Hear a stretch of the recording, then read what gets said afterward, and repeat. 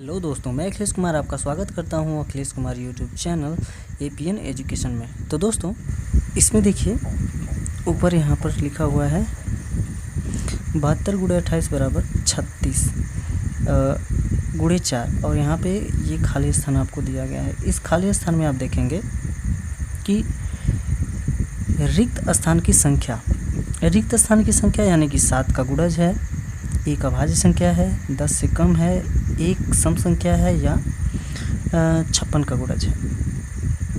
तो हम लोगों को ये पता नहीं है कि ये क्या क्या है इसमें, और नीचे यहाँ पे दिया गया है निम्नलिखित में से कौन सा सही है। तो दोस्तों सीधे हम लोग चलते हैं इसके हल पे और हल इसका देख लेते हैं। इसका हल होगा जैसे यहाँ पर ये लिखा है 72 गुणे 28 गुणे बराबर 36 गुणे 4 और यहाँ पे है खाली स्थान। इस खाली स्थान में दोस्तों हम लोग फिल कर देंगे यक्स फिल करने का मतलब ये है कि यही हम लोगों का प्लस पॉइंट होगा। प्लस पॉइंट कहने का मतलब है ये है कि इसी यक्स को हम लोगों को रखना है। जैसे 72 गुणे 28 और इसको कहते हैं ट्रांसपोजल करना, यानी कि जितनी भी संख्या एक तरफ और बिना संख्या यानी कि जो खाली स्थान था हमने उसको x माना है, वो वाली संख्या इधर ही रह जाएगी। और बाकी संख्या जब बराबर के दूसरी तरफ आती है, कोई भी संख्या जब बराबर के दूसरी तरफ आती है तो उसका चिन्ह बदल दिया जाता है। जैसे यहाँ पर गुणे का निशान है, वो इधर आकर के भाग हो जाएंगे। जैसे देखिए 36 नीचे चला आएगा और 4 भी नीचे चला आएगा। अब इसको क्या करते हैं, सिंपली कटा लेते हैं। जैसे आप अच्छी तरह से जानते हैं कि 36 दूना 72 होता है और 2 से 2 को कटाएंगे तो 2 बार में कटेगा, और इससे इसको कटाएंगे तो 14 दूनी 28 होता है, तो इस 14 बार में कट जाएगा। यक्स की वैल्यू आ गई 14। तो इसमें आप लोग देखेंगे कि एक्स की वैल्यू अगर 14 आ गई है तो इसमें देखेंगे कि ये क्या है। अब 14 आपका आंसर तो आ गया है, लेकिन ये आंसर इसमें से कोई भी 14 नहीं लिखा हुआ है। तो इसी में से खोजना है कि ये 14 क्या दिया हुआ है, आंसर तो मिल नहीं रहा। इसमें से देखेंगे कि ये निम्नलिखित में से कौन सा सही है। अब देखिए इसमें आपको कूट टाइप का बना करके दे दिया है, तो इसको आप कैसे करेंगे। देखिए 14 क्या 7 का गुणज है? हाँ देखते हैं, 7 दूनी 14 यानी कि 7 का गुणज है। 7 का अगर 2 बार पढ़ें तो 14 आ जाता है। ठीक है, ये हो सकता है, यानी ए भी सही है। अब एक अभाज्य संख्या है क्या? जो यहाँ खाली स्थान आपका 14 आया है, क्या वो एक अभाज्य संख्या है? नहीं, ये भाज्य संख्या है, क्योंकि ये 2 से भी कटता है। अब भाज्य अभाज्य दोस्तों मैंने आप लोगों को अभी पढ़ाया नहीं है, लेकिन उसको भी हम पढ़ा देंगे। भाज्य संख्या और अभाज्य संख्या किसे कहते हैं। देखिए भाज्य संख्याएं वे संख्या होती हैं जो एक और स्वयं के अलावा किसी भी संख्या से वो लोग अगर कट जाती हैं तो उसे हम लोग कहते हैं अभाज्य संख्या। भाज्य संख्या वे संख्याएं होती हैं दोस्तों, अभाज्य संख्याएं वे संख्याएं होती हैं जो एक और स्वयं के अलावा किसी भी संख्या से नहीं कटती हैं, उसे हम लोग अभाज्य संख्या कहते हैं। और ये क्या है कि एक और स्वयं के अलावा 7 से भी और 2 से भी कट रहा है, इसलिए ये क्या है, भाज्य संख्या है। लेकिन ये लिखा है एक अभाज्य संख्या है, तो ये दूसरा वाला गलत है, यानी ए आपका सही है, बी गलत है। 10 से कम है, हाँ वास्तव में 10 से कम है क्या? नहीं, 14 आपका आंसर आया है, ये 10 से कम नहीं है, तो इसलिए ऑप्शन सी भी गलत है। डी को देखते हैं, एक सम संख्या है, हाँ सम संख्या है, इसलिए क्योंकि ये 2 से कट जाता है। सम संख्या किसे कहते हैं? वे संख्याएं जो 2 से पूरी तरह भाग लग जाता है। 2 से काटने पर 2 से काटेंगे तो कितनी बार में? 7 बार में ये कट जाएगा। तो इसको हम लोग कहेंगे कि ये टोटल इसकी वैल्यू कितनी आई थी? इसकी वैल्यू आई थी आपकी 14। तो यानी कि यह एक 7 का गुणज है, अभाज्य संख्या नहीं है। 10 से कम है ये नहीं, 10 से ये तो ज़्यादा है, 4 ज़्यादा है। एक सम संख्या है, हाँ एक सम संख्या है क्योंकि ये 2 से कटता है, तो अब तक आपका सही हुआ आंसर ए, फिर इसके बाद डी। अब आगे देखते हैं, 56 का गुणनखंड है। 56 का गुणनखंड है क्या? तो 56 का गुणनखंड कहने का मतलब आप जानते हैं 14 का पहाड़ा पढ़ते जाइए, 14 का पहाड़ा पढ़ेंगे तो क्या 14 का गुणनखंड इसमें आता है?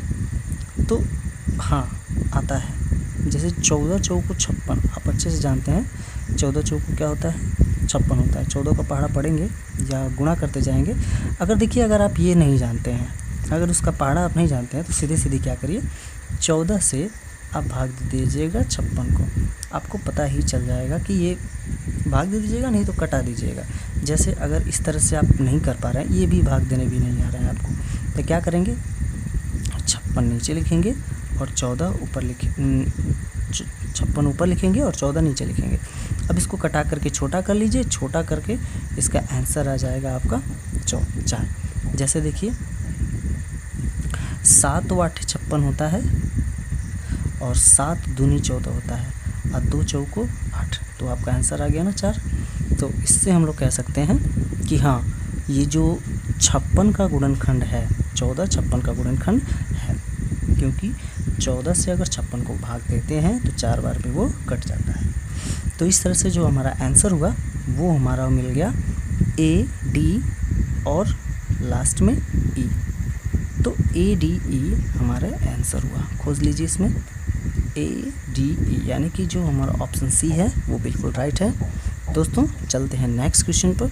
नेक्स्ट क्वेश्चन हमारा क्या कर रहा है उसको देख लेते हैं। नेक्स्ट क्वेश्चन में है, पूछ रहा है निम्नलिखित में से किसकी लागत अधिक है।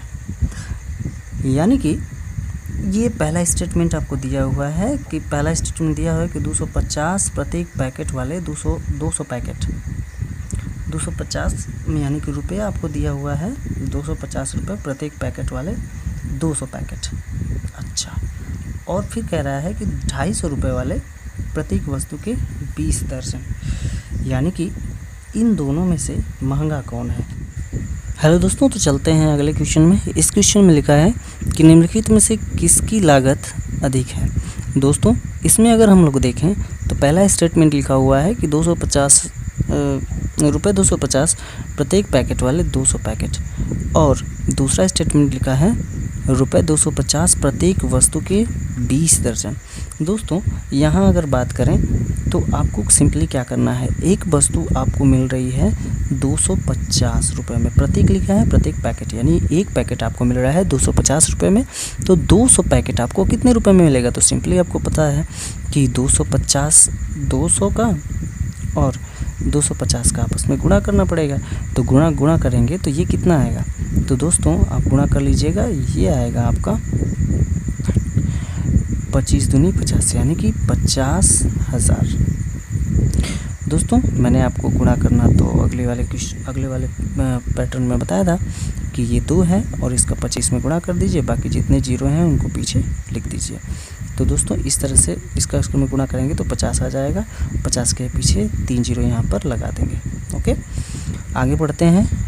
दोस्तों इसी तरह से कह रहा है कि अगले स्टेटमेंट में कह रहा है कि 250 प्रत्येक वस्तु के 20 दर्जन। दोस्तों आपको अच्छे से पता है कि एक दर्जन में होते हैं 12 केले, यानी अगर केला से देखें तो एक दर्जन में 12 केले होते हैं। दोस्तों ये हर चीज़ पे लागू होता है, केवल केलों पर ही नहीं लागू होता है। एक दर्जन एक दर्जन बॉल, एक दर्जन पेन, इस तरह से दोस्तों हर चीज़ पे लागू होता है। आपको अच्छे से पता है आपके दैनिक जीवन में। ये टेट, सुपर टेट, आपको ये सी टेट, इस तरह से ये जो भी परीक्षाएं होती हैं ये आपको बिल्कुल बेसिक चीज़ पूछता है।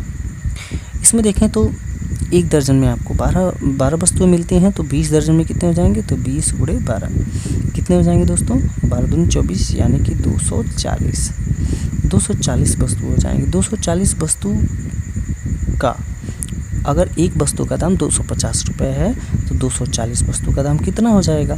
तो क्या करेंगे, 240 में गुणा कर देंगे कितना, 250 का। तो 250 का गुणा करेंगे तो दोस्तों आप जल्दी से कमेंट करके बताइए 250 का गुणा करेंगे तो कितना होगा, तो होगा 60,000। तो दोस्तों आप बता दीजिए 50,000 ज़्यादा है या 60,000 ज़्यादा है। यही तो आपसे पूछा है कि किसकी लागत अधिक है।